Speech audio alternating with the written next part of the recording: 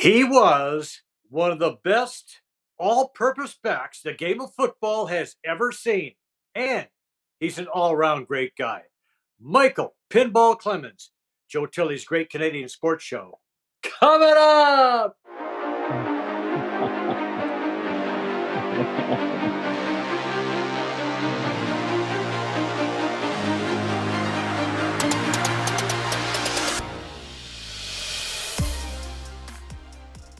Our guest today was born in Dunedin, Florida, now calls Toronto home. He started William and Mary College. He was drafted by the Kansas City Chiefs. He played for the Chiefs and the Buccaneers. He played for the Toronto Argonauts from 1989 to 2000. He was a three-time All-Star. 1990 CFL Most Outstanding Player. He holds a CFL record for combined yards with 25,438. He is a three-time Grey Cup champ as a player, a four-time Grey Cup champ as a coach or executive. He had his number 31 retired by the Argos. He is a member of the Order of Ontario. He is a member of the Canadian Football Hall of Fame. He is a member of the Canadian Sports Hall of Fame. He is a current Argos general manager. Ladies and gentlemen, Michael Pinball Clemons. Pinball. Joe, how are you?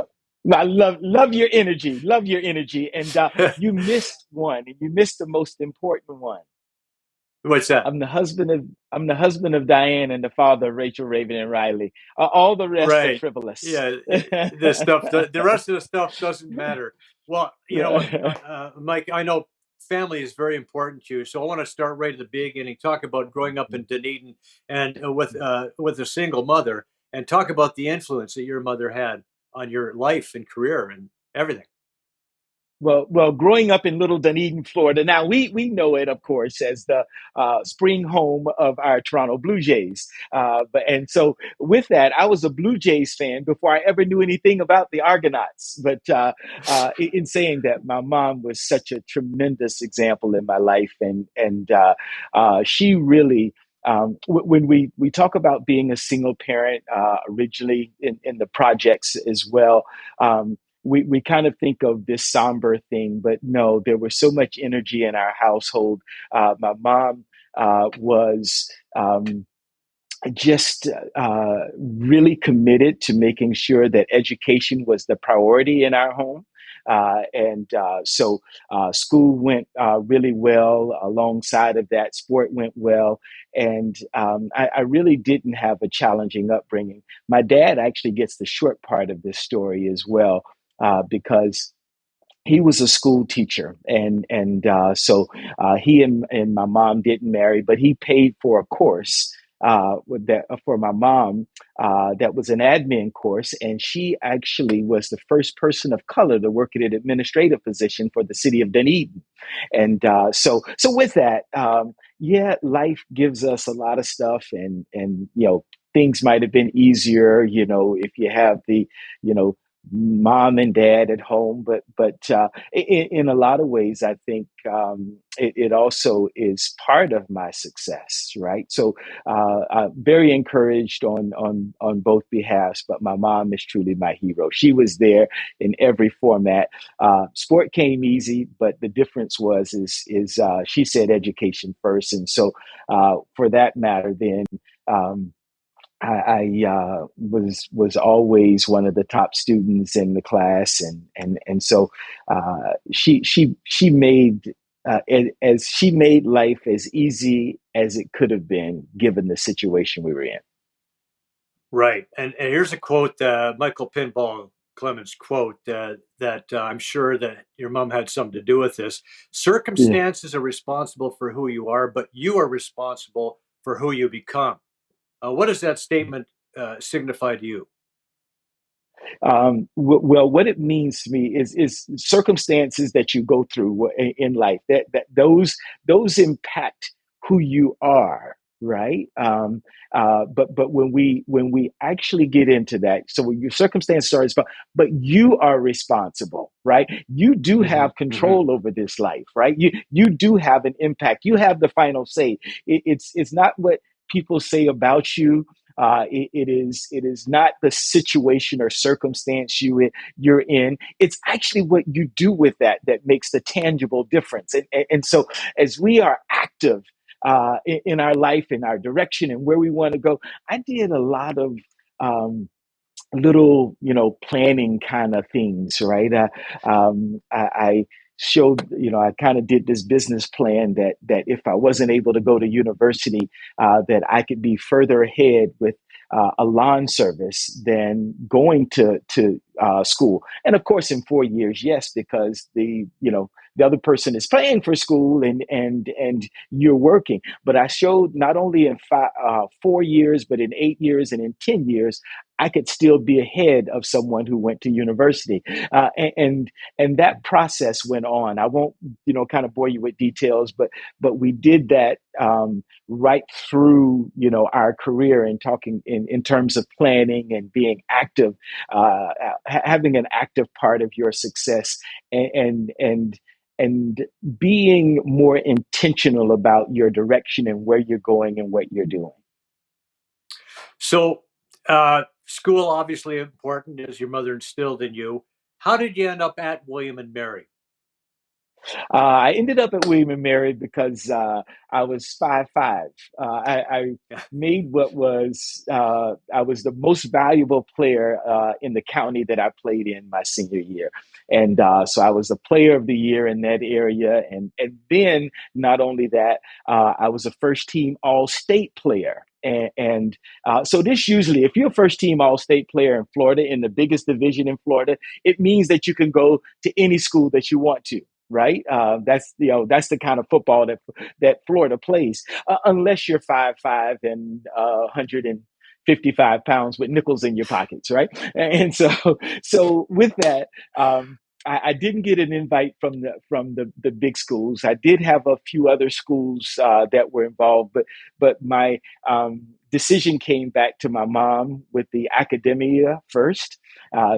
So given academia first, I my choices were Harvard, Columbia, and the College of William and Mary. And I chose William and Mary because they're the only one of those three that actually give scholarships. So the other two Ivy League schools, and so they don't actually do scholarships. It's a different process there.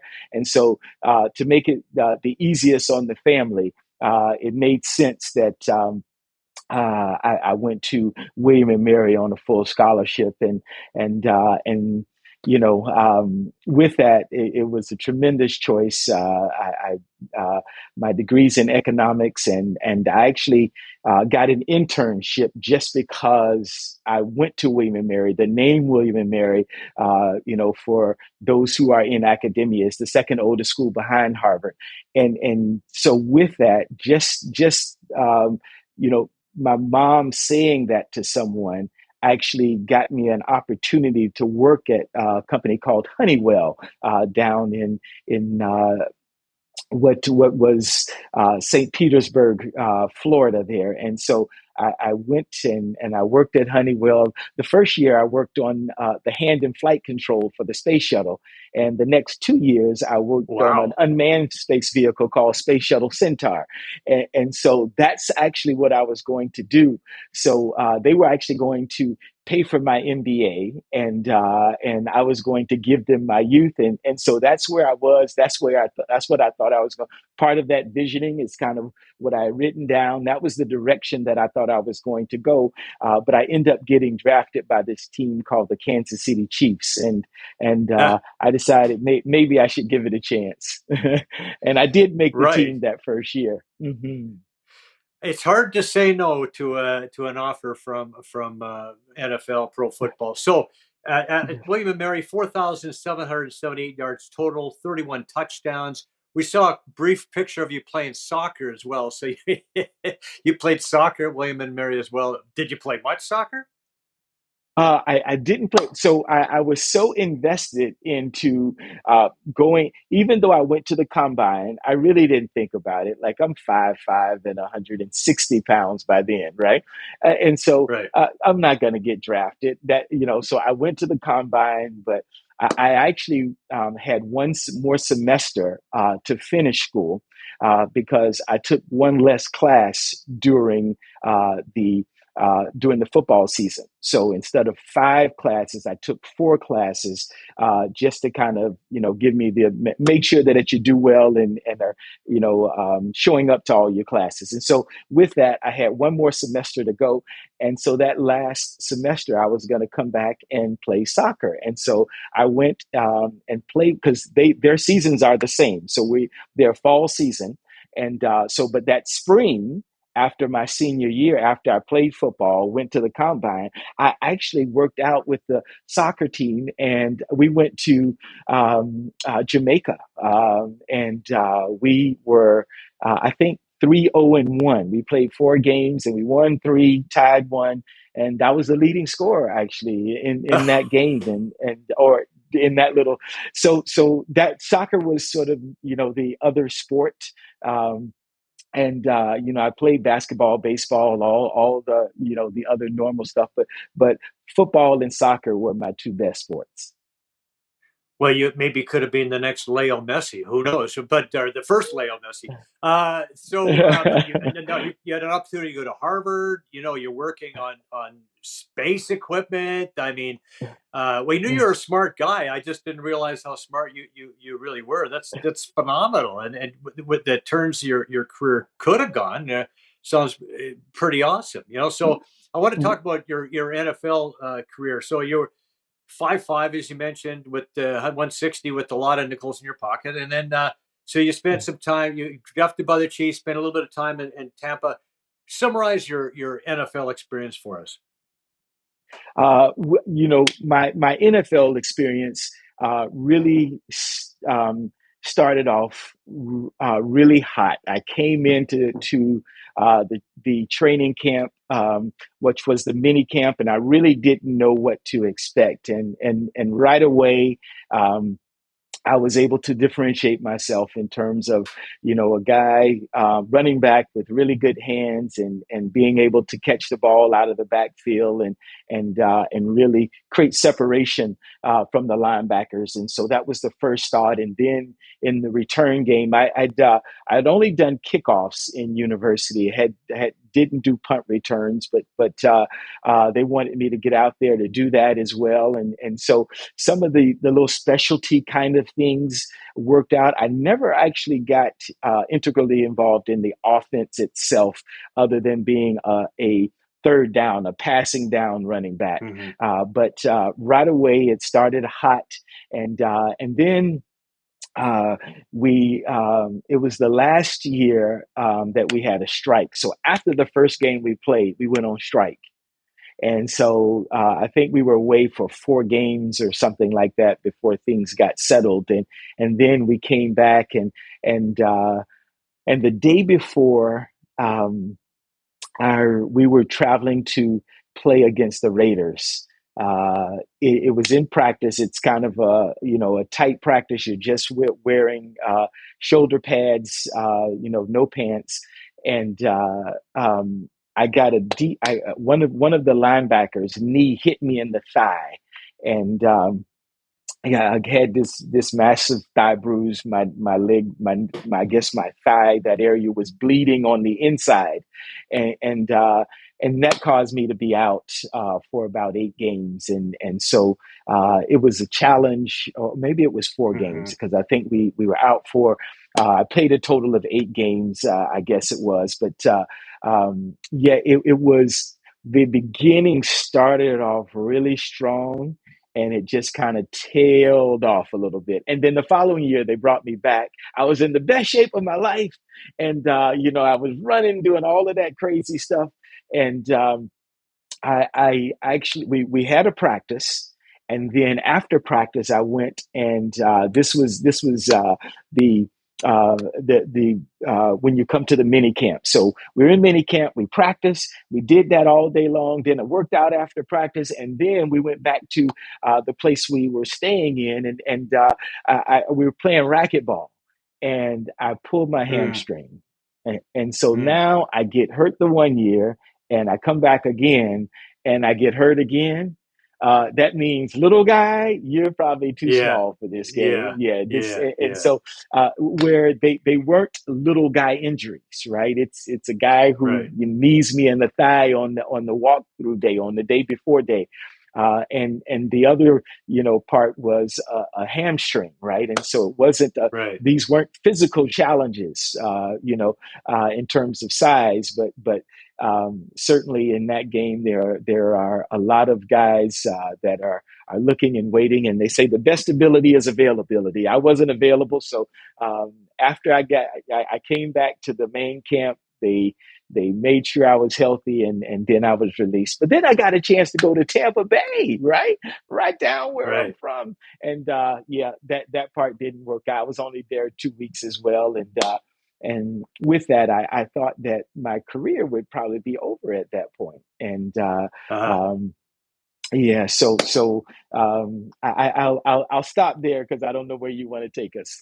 Well, I just want to say that the NFL's lost, the Chiefs lost, the Tampa Bay Buccaneers lost, was definitely our gain, Canada's gain, the CFL's gain, the Argos gain, because it gave you an opportunity, even though at the time I'm sure it would seem devastating, getting an opportunity to play in the NFL, doing really well, getting the injuries, playing racquetball, getting another injury, and but now you're coming with an opportunity to play in the CFL.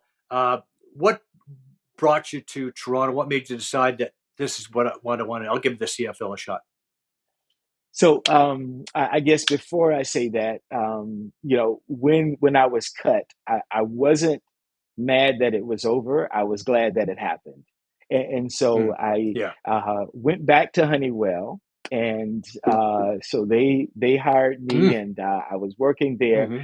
and and I still had those. I had it was two classes. I had two classes to um, finish. Well, I took two classes because one didn't. See, I only had one class to finish, but it didn't. Yeah, it was a waste of time. So I said, hey, listen, I'll take another class. So I took those last two classes. So I came back in to I worked at Honeywell until during that fall that I got released, and the I went back for the winter session of school, and I got the offer to come to play, um, and they called, and I really wasn't sure. I was like, should I, that Yeah. Honeywell has been really good to me, and they waited, and should I? And my mom says, listen, son, you're going to work the rest of your life. Go ahead, take the chance. And so she was the one who had the final say. She encouraged me to come, and it was great. Had a great first year. I got a nickname. The second year, I was the MVP of the league, and I had a chance to go back to the NFL. I decided not to. I said I probably wouldn't be playing if it wasn't for the Canadian Football League, and the third year we won the championship. It seemed easy at this point, and then we had a couple of years correcting our course before we got back to the championship game again. Well, I want to go back to that debut, first CFL game back in 1989 against Edmonton. This is the opening kick of the game. You're going to give the Argos Ah! great field position. Uh, they kind of stopped kicking in your direction after a short period of time. Did look at this, spinning off tackles and bouncing away. I can see why you got the nickname. Tell us how you got the nickname Pinball. So Bobo Bilovich was our head coach of that team, and uh, he actually uh, made the statement to the media that we have this new guy that bounces around like a pinball and it stuck. What happened is we had a scrimmage, and in this particular scrimmage, it was a defensive emphasis. So if it's a defensive emphasis, all the rookies, all the young guys are doing the offense, right? And so this was a goal line scrimmage, that last yard, right? And so they were Mm. practice stopping the team for that last yard. Well, just like it's supposed to happen, I got the ball and I got hit, but I didn't fall down. I ran around the end and I scored. And this is a good thing, except that he's not concerned about these young rookies over here. He's concerned about his defense. So he gets mad. He says, do it again. Now, this is the worst thing you can do as a young guy. Everybody knows what the play is, what's happening, where it's going to go, and you are going to get creamed, right? You're going to get creamed. Yeah. So uh, as happens, right? The quarterback is handing me the ball, and as I'm getting the ball, I'm getting hit almost simultaneously. So I got the ball, and boom, I got hit. But I didn't fall down again. I ran around the other end and I scored again. He says, "You little guy, get out of my drill." And I never had to run that scout team again. And he says that he said to the media, "We have this new guy that bounces around like a pinball," and it stuck. Well, that was awesome. So it was Obi. Great, great. Yes, Okay, yes. so yeah, so we have an interview that you did at halftime with that first game that you played with Scott Oak. Let's have a listen to that, Vic. Roll that. This game was only seconds old when the pinball had the Sky Dome crowd on its feet with a spectacular kickoff return on the game's opening kickoff. He did fumble, but we saw the pinball effect. The name pinball is appropriate. Do you agree? Well, whatever fits. We just out here to really play ball. These guys are real tough competition. They've been playing well. We've gotten a break so far and hope it continues. Quickly, they list you as 5'6". Are you that tall? Not really. 5'5", 5'4" and a half, 5'5" and a half on a good day. Thanks, Mike. Good luck in the CFL. Don? Well, if he continues to run the way he did in that first half, he will be around the CFL for a while. Well, that was a great prediction by Don Whitman, and it turned out to be very true. Yeah. Looking back, it's he was foreshadowing, I guess. Yes, so he did a great job of. Now, you realize, I'm sure, right from the beginning that you were pretty well suited for the Canadian game. We have some vintage Clemons here. This is the punt return. Now, you mentioned you didn't even return punts in college, but you're going to take this one to the house, and it's and here's more vintage pinball. Look at the wheels on this guy. I mean, your short-term bursts were unbelievable. Is that something you worked on? That was actually what came natural. What was not natural is the last 50 yards, right? The first 50 Right. yards were good for me. The last 50, right? If I had Gizmo speed, I'd have had a few more touchdowns because I was good at getting out there, but but I was like a motocross bike, right? Yeah, yes. Right. Yeah. At the end, you go, just pedal. Yeah. Yes. you and Henry Gizmo Williams, what a lot of fun that was, watching you two guys around the same time. Gizmo a little bit before you, but you guys provided such fun. But it wasn't just punts and kicks for you. You also got it done as a running back. You caught passes. You were a terrific running back. We got some a video of you doing a couple of touchdowns here against Baltimore. They were a pretty good team back in the day. What did you think about that U.S. expansion experiment back in the day? I think it was something that really brought light at some level to the competition in the game and the fun of the game. Um, when you look at Baltimore, they probably received their NFL franchise because of the success of the Baltimore CFL team. And so when you look at that and the kind of commitment that their fans, I mean, they were selling out every game.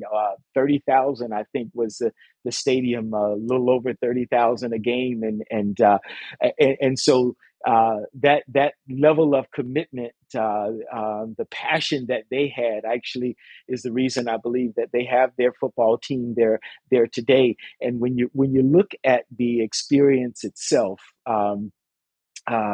it didn't last long enough, right? But I think some real inroads were made some people got exposed to Canadian football. We don't know what our path is for tomorrow.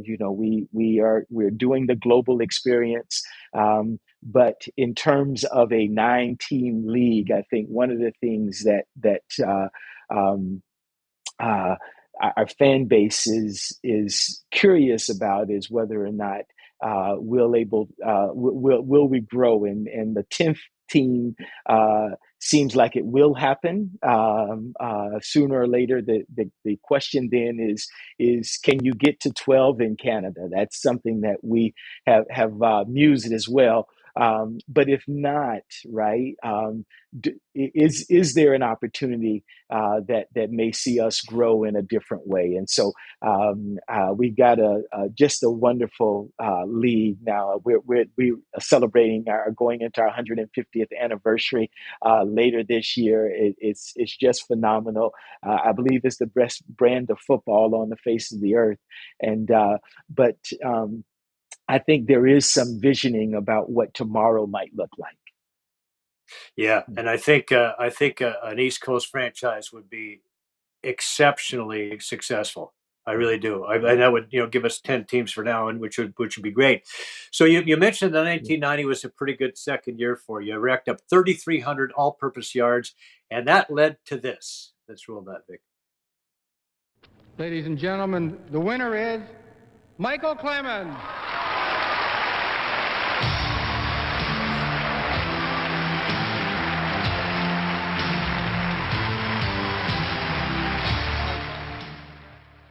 So there you are, your second year in the league, and you win the most outstanding player award, and your mom's right beside you taking pictures and really eating up the moment. Aren't you glad you listened to her and took the chance on moving up to Canada? I am, but somebody should have told me to get a haircut. Your mom probably did, man. That's one time you didn't listen. Oh yeah. So my little sister I saw right behind her there, and so that was an amazing night to be able to to have both of them there. Grew up in so tightly knit, right? And so it was, just me. The greater joy was for her to be there to celebrate that, because one of the misgivings of my career is playing so far away from her, right? So she's already been up once this year, and she'll be back up again, but she doesn't get a chance to see but they watch every game, right? So it's Right. awesome. Still today, she's such a great supporter and a big fan, and I couldn't be more fortunate. Yeah, the Argos are a popular team in South Florida. Your first Grey Cup win, 1991, John Candy, Gretzky, Rocket. We had Coach Adam Rita on the show a few weeks ago. He talked about the celebration after that Cup win. You drew about Oh, my 50,000 goodness. people for the Eastern Final, and there had to be several 100,000 that showed up for the parade and the celebration up to Nathan Phillips Square.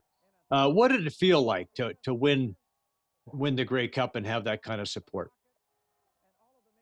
Yeah, I'm just a country boy from a little island in the Pacific. This was unbelievable. It was probably one of the biggest highlights of my life. Probably that was it. I mean, the people were unbelievable, and I remember the Grey Cup we won in BC. That was kind of scary because the crowd just mobbed us. But in this case, here, it was pretty well controlled. But probably the greatest moment for all our lives at the time.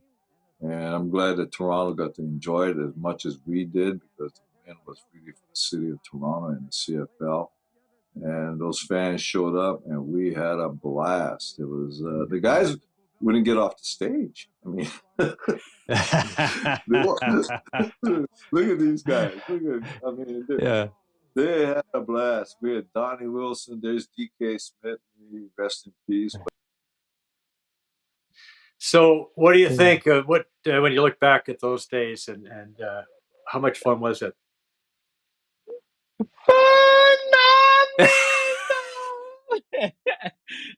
It was absolutely the team had so many great characters, right?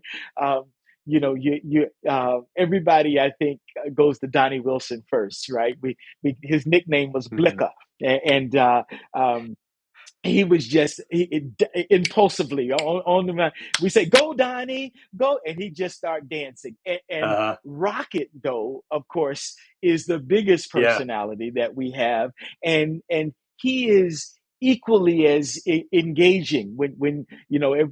People may have thought that he was a little bit more reclusive, but just a huge personality. He's actually coming back to the 150th anniversary this year, and so we're really excited Wow. about that. And then you have um, all of these other guys. When you think of Chris Schultze, Schultze was on that team and Hmm. his Hmm. personality, and Dan Ferroni and his personality.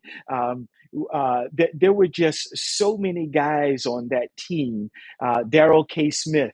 Uh, um, uh, the other guy.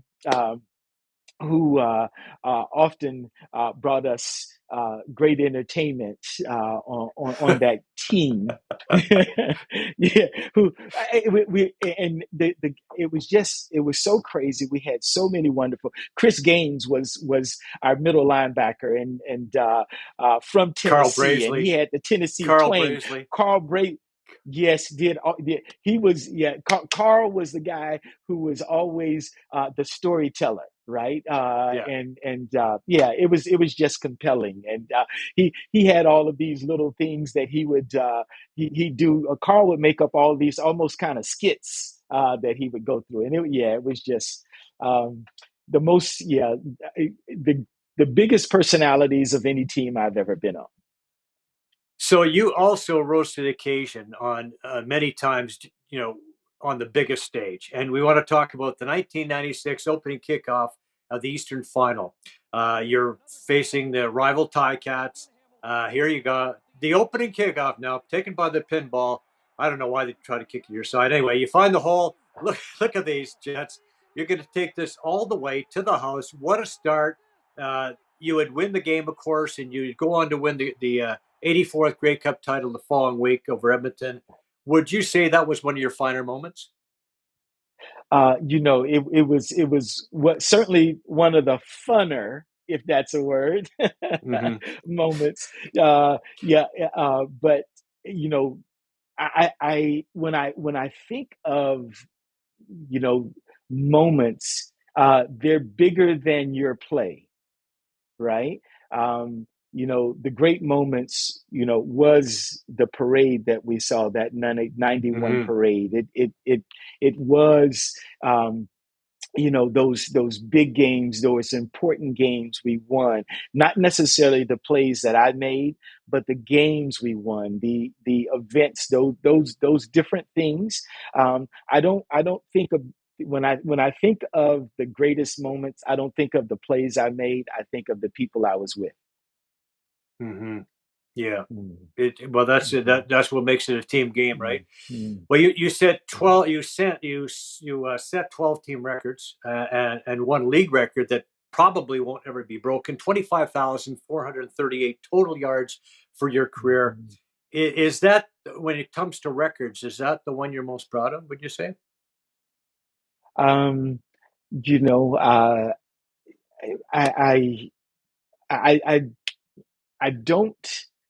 You speak to them because people ask you about sort of your career and what took place, and so you speak to those things.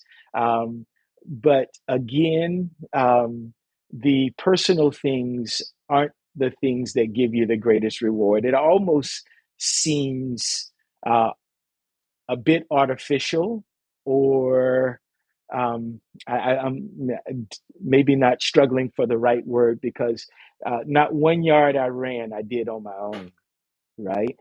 Every time Mm-hmm. I went out there were Mm-hmm. 11 other guys that were working, and many times they were working harder than me, right? Guys that are blocking guys that are 250, 300 pounds sometimes, right?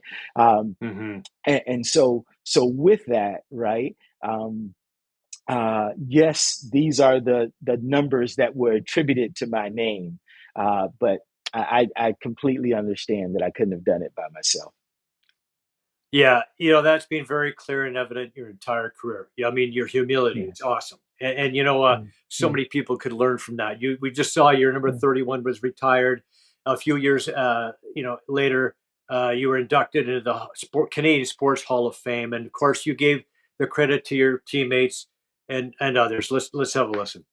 Football is a game where there are 12 guys on the field. I ran for more yards than any player in pro football history, but I didn't want one of those yards by myself. There were 11 other guys on the field every time. It makes no sense that I get the recognition. So for all of those guys, the big guys, all those guys that worked hard for me, helped me out, welcome to the Hall of Fame. You see, I can't be here without them. For all those coaches that gave so much time, welcome to the Hall of Fame. And you went on and gave other people credit as well. So after your playing career, you become a coach and a very successful one. We have to play it. This is your famous pregame speech before the 2004 Grey Cup. Vic, let's roll that. Guys, I think of myself as a rational man. A guy who understands perspective about life and what's important. Part of it is this. It's when you truly care about somebody and you're willing to work together with them and you're really, truly willing to do it, not just for your own good, but for their good first. When you think about somebody else first, they truly become family. Who are we? Family. Who are we? Family. Who are we? Family. Now, when we go out there today, we've been talking about playing at another level. We've been talking about being dominant. And you know why we've been dominant in the last few weeks? What's the word? Family. What's the word? That you got to hit somebody in this game. That's why we've been dominant. Now, when we go out there today, there's going to be a bigger audience that's ever seen football in this entire country in history. It's the biggest crowd ever. Now we got a chance to do what we talked about. We're talking about playing this game at a level that nobody in any league, anywhere has ever played this game. What's the word? What's the word? What's the word? Now, when guys are watching in Calgary today, I want them to call up and see the ticket line. Hey, listen, I've never seen anybody play the game like this. If I got to fly from Calgary, I'll do it. What's the word? What's the word? Guys, let's go out there today as a family and get it done from the first whistle to the last. Who are we? Family. Who are we? Family. Win on three. 1, 2, 3. So tell me, you guys went out and won the game. That you can see the emotion and you can hear it in your voice. I mean, that was real, man. But tell me, did you have an idea what you wanted to say, or did you just go out there and ad lib it, let it flow? That dude's crazy.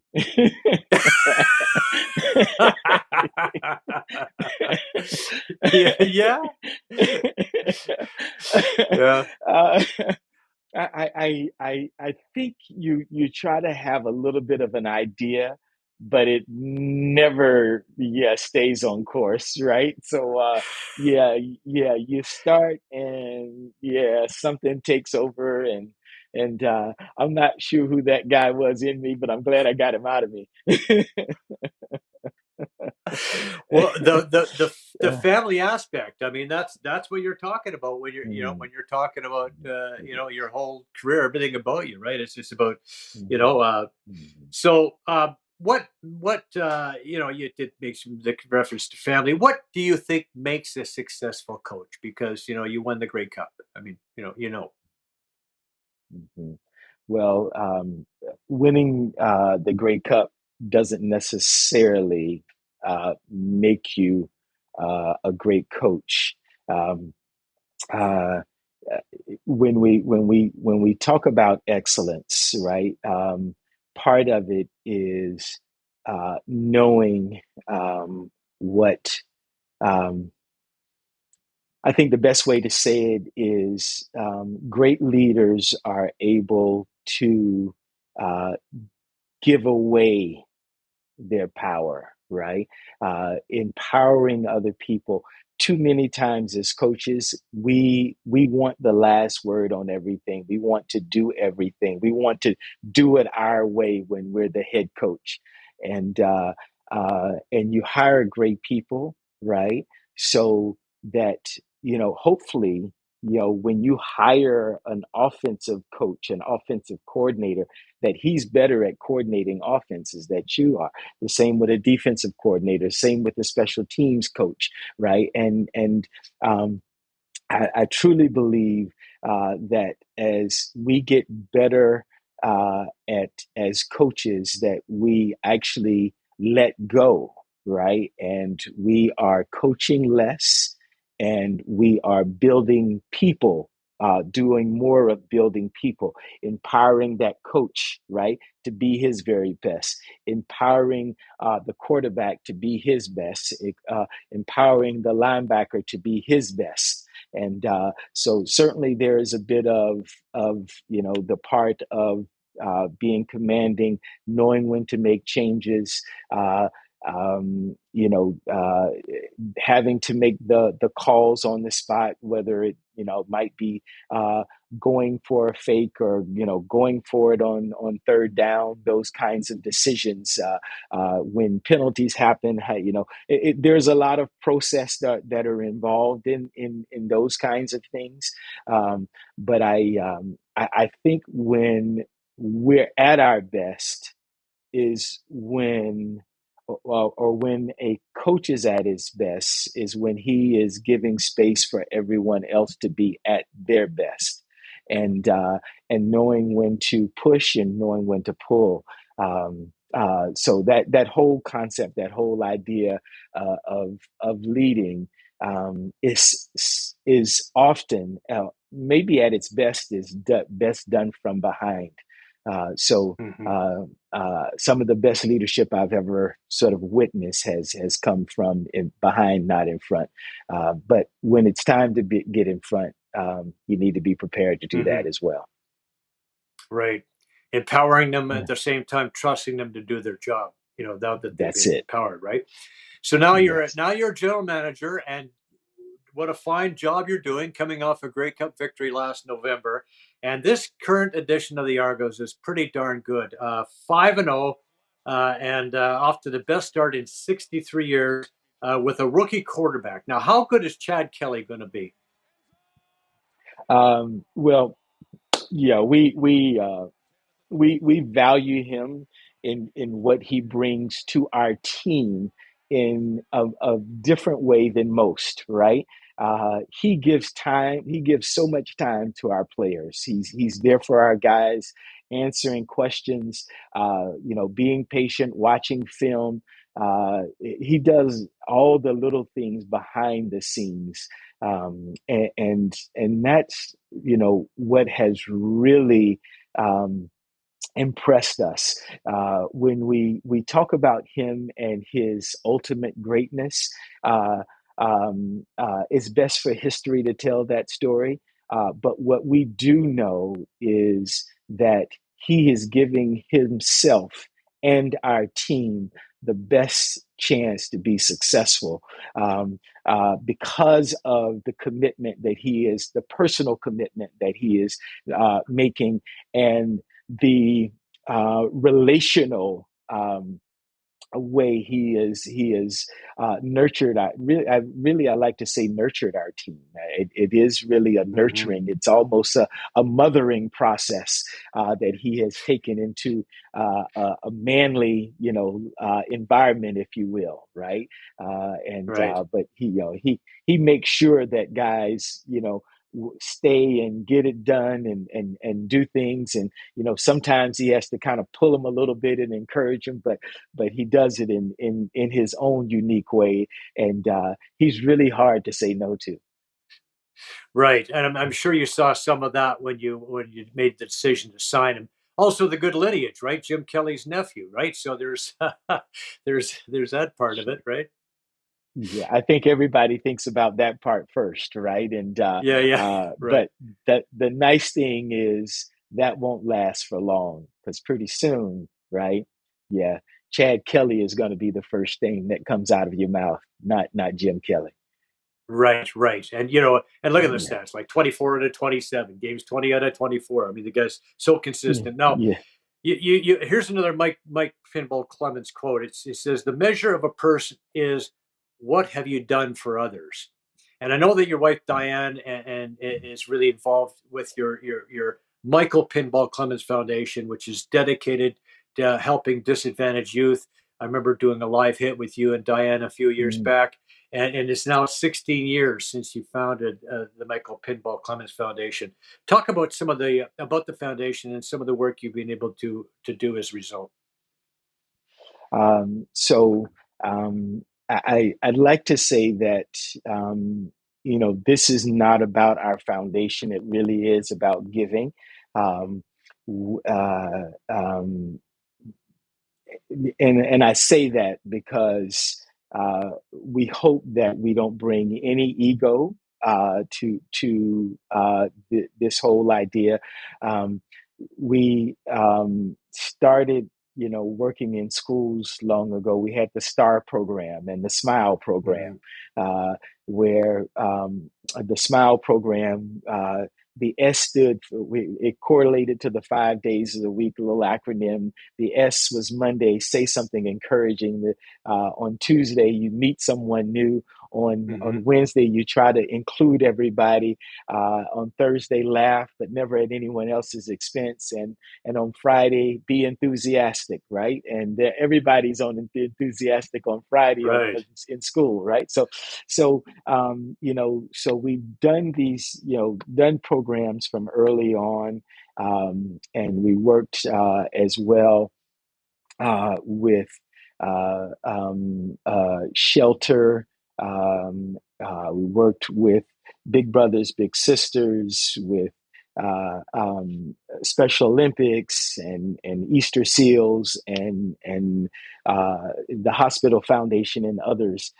So when we started the foundation, the idea is that um, uh, there was a group of young people we thought uh, who were not thriving, right? Who Mm-hmm. weren't getting those opportunities, and so with that, with the foundation itself, our goal is to help marginalized and racialized young people at the point that we stop helping them. So. Uh, Mm-hmm. I kid about it, and I probably shouldn't kid because our government does a great job in supporting young people, but often kid and about we stop helping them when they're no longer cute and they talk back, right? Mm-hmm. But that may not be fair to say.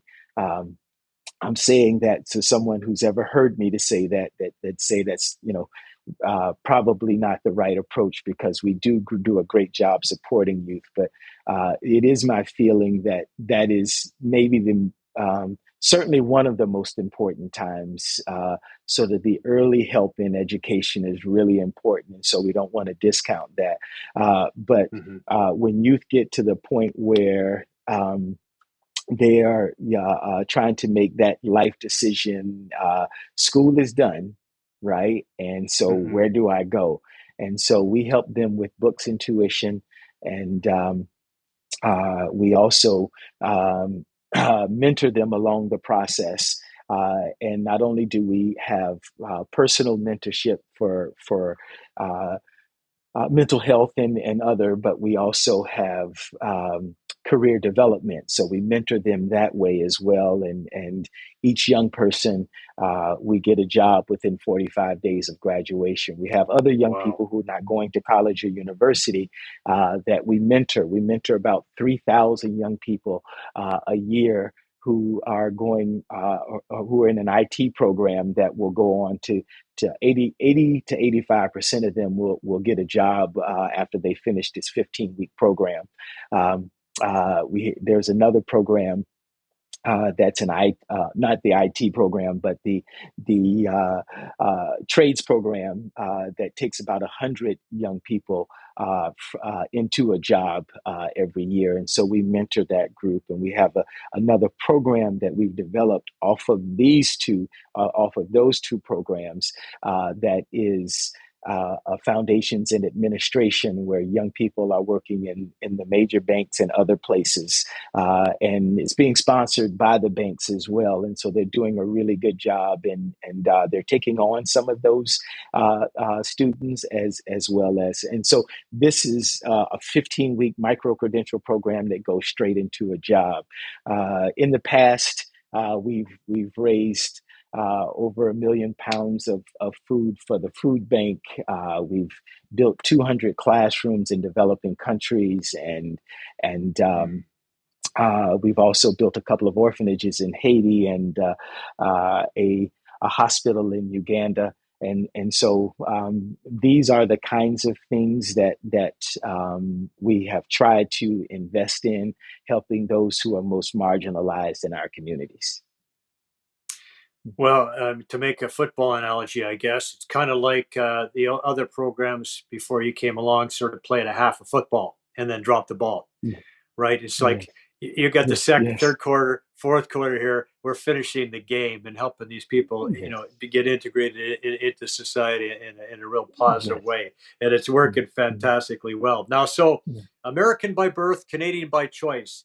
You and Diane became Canadian citizens. I know that this was a huge deal for the Clemons family. Obviously, your daughters were all born here, but for your wife and you to become Canadian citizens was a big deal. So here's a clip. I just want to say thank you to my fellow Canadian citizens. Thank you for embracing our family. Thank you for loving our family. Thank you for the opportunity you've given us. Thank you for allowing us to be a part of you. We're so excited, and we don't ever want to live without you. Can't ever see life without you. It's great to be Canadian. And it's great to have you in Canada, Mike Pinball Clemons. I want to say, too, that there's a book that was written by Perry Lefko, Pinball, The Making of a Canadian Hero, a biography. Your thoughts on having a book written about you? I get squeamish. To be quite honest, that whole thing. Hopefully, it will encourage someone or cause them to maybe look at things differently, find a greater vision, something positive. But I'm not into books about me, so it's but I had to kind of read over some of the stuff to kind of say okay, I had my wife do most of the reading because it's just it's hard. It's hard. You can't it's well, right. It's like somebody calls, hey, what are you doing? I'm reading about me. Like, no, that doesn't work. That doesn't sound like you. A Canadian legend now. You share a birthday with the civil rights legend Martin Luther King. What do you take from his legacy, and how do you try to incorporate that into your own what you're leaving behind? One of my favorite quotes of his, I often have addressed, is one that he says, the concepts of love and power have been contrasted as polar opposites in our society.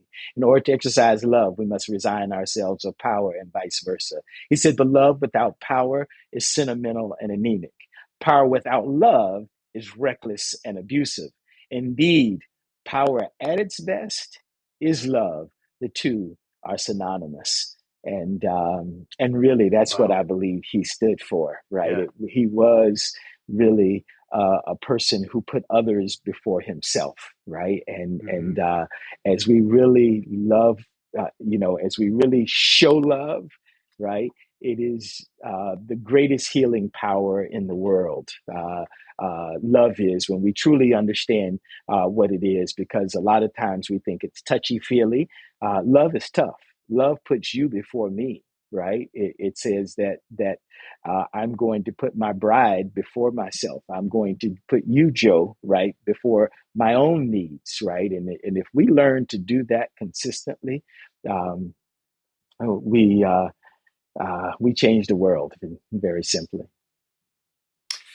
Loving others, putting yourself behind others, like putting others above yourself. It sounds like another guy I know, this Mike Pinball Clemons. So finally, what's the best advice you've ever received? There's a little thing about advice. They say the wise don't need it and a fool won't heed it, right? But the best advice is probably back in as a kid.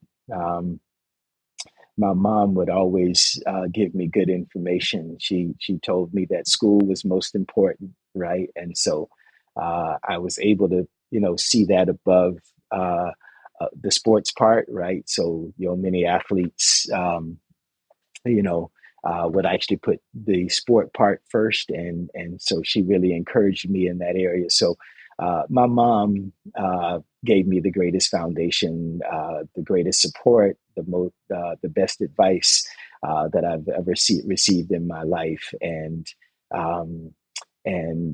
it is because of her that we're chatting here today, and so I think it's only fitting that she has the last word. Well, we are really grateful that your journey has taken you here, and it worked out pretty good, didn't it? Yeah. So, Mike, thank you so much for being on the show and for taking the time to join us.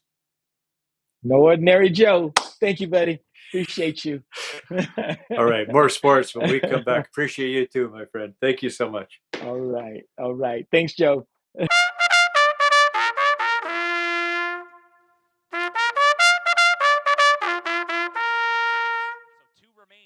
My COSA Swiss pick of the week. Last week, I took the number 3 horse Ways and Means in the opening race at Mohawk Thursday night.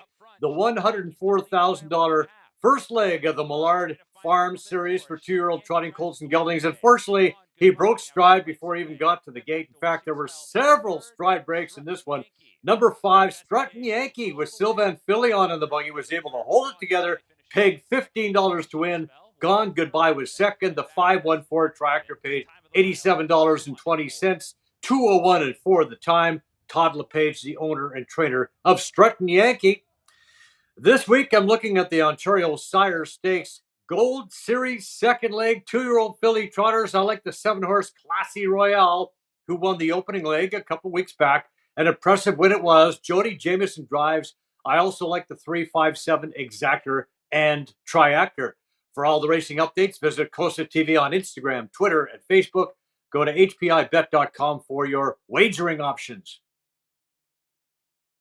Joe Tilley Sports is brought to you by COSA, Central Ontario Standardbred Association, providing a united voice for harness horse people racing at Ontario tracks.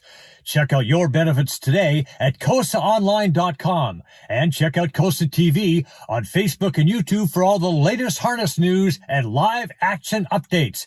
Live racing year-round. Go to hpibet.com for all your wagering options. Become a member today, and your first bet is free. That's hpibet.com. Addiction Rehab Toronto, Toronto's #1 alcohol and drug treatment center, saving lives, reuniting families. The only treatment center in the province to offer medical detox, treatment, sober living, and lifetime aftercare all in one place. Our unique and specialized programs are designed to equip our clients with the tools to successfully lead a life of dignity, respect, and purpose. Let us help save your life or your loved one's life. Call today for more information or to facilitate an intervention. 1-855-787-2424 or visit addictionrehabtoronto.ca. Guests on Joe Tilley Sports receive a gift certificate from Classica Imports. Top of the line, imported men's clothing. Check out the Classica Essential Collection now. Go to shopclassica.com. And we want to thank all the folks who make this show possible. These are friends, trusted business associates, and all-around great people. We highly recommend them all. Thank you for your support of Canadian and local sports. A reminder that the show is available on Spotify, iTunes, Breaker, Radio Public, Google Podcasts, Pocket Cast, as well as Spanglish Network, Zingo TV, and Buzz TV Live. And also check out the show on YouTube. All of our past great shows and clips are on there. Like and subscribe. It is absolutely free. There's shorts. Take a look. Check it out. I think you'll be impressed. Thanks once again to Michael Pinball Clemons for being on the show. Thank you for watching. We'll see you next time. Do you want to buy or sell a home? Could 31 years of real estate experience help you? Why not speak to an amazing team that loves to overpromise and overdeliver? Aldo has a tremendous team of experts on staff. They are committed to making your next real estate transaction smooth and comfortable. Call 416-GET-ALDO or visit getaldo.com. Brian Gribben Insurance Planning, helping you solidify your financial future. At BGIP, what we do that's unique in the marketplace is we show people how to spend and enjoy their money in the early years of retirement without the fear of running out. Also, we're able to do this without you having to change financial advisors. Please look us up at bgip.ca today. Let's book a 30-minute phone call to see how we can bring value to you and your family in your planning. Call Brian today for all your retirement needs. We did. 905-686-5678. Joe Tilley here. My wife Penny Claire and I recently took an amazing trip to Egypt and Jordan with Trip Oppo. And here are our top 10 must-dos. Last but not least, we relaxed at a luxury resort and took a dip in the famous Dead Sea.